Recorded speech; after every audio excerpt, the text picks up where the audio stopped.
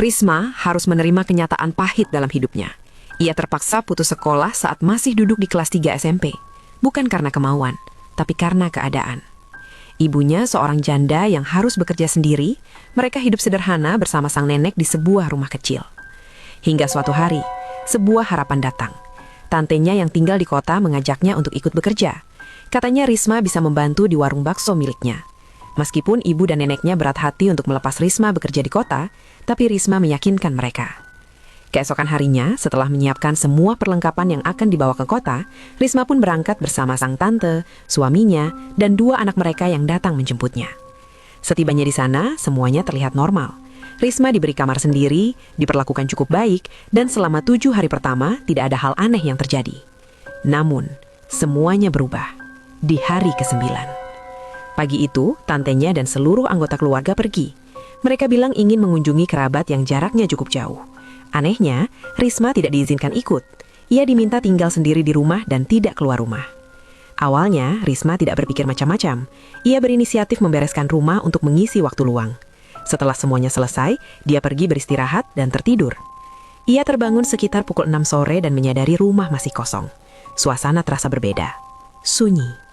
Saat itu, ia mulai mendengar suara kompor menyala dari dapur, seperti ada orang yang sedang memasak. Saat diperiksa, tidak ada siapapun di sana.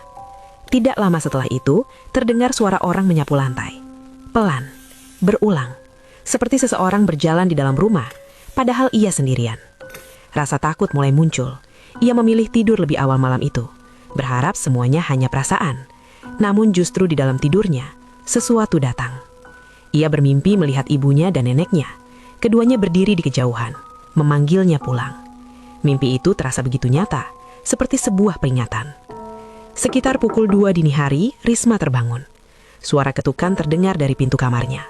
Awalnya pelan, lalu semakin keras. Dengan tubuh gemetar, ia memberanikan diri membuka pintu. Saat ia berbalik untuk kembali masuk, seseorang menepuk pundaknya. Risma membeku. Tidak ada siapapun di belakangnya. Sejak saat itu, teror berubah menjadi sesuatu yang jauh lebih nyata. Piring-piring di dapur jatuh dengan sendirinya. Lemari terbuka. Pintu-pintu berderit. Dan di antara semua itu, terdengar bisikan-bisikan lirih. Tidak jelas apa yang dikatakan, tapi cukup untuk membuatnya ketakutan.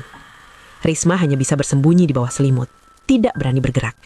Ia bertahan tanpa tidur sedikit pun. Menjelang subuh, sekitar pukul 4 pagi, tantenya pulang. Dengan kondisi ketakutan, Risma menceritakan semuanya. Tapi jawabannya di luar dugaan.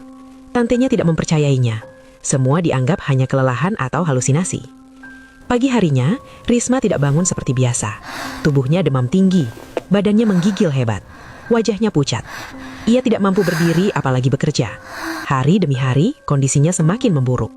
Bahkan setelah dibawa ke puskesmas, tidak ada perubahan. 2 hari berlalu, Risma hanya ingin satu hal, pulang. Ia akhirnya kembali ke kampung halaman. Tapi bukannya membaik, kondisinya justru semakin memburuk.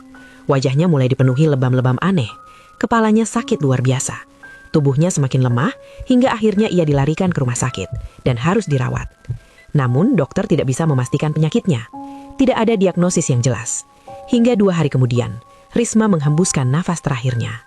Saat tubuh Risma dimandikan, pemandi jenazah menemukan koin yang dibungkus kertas kecil dengan tulisan aneh di pundak Risma. Benda itu kemudian dibawa ke orang pintar.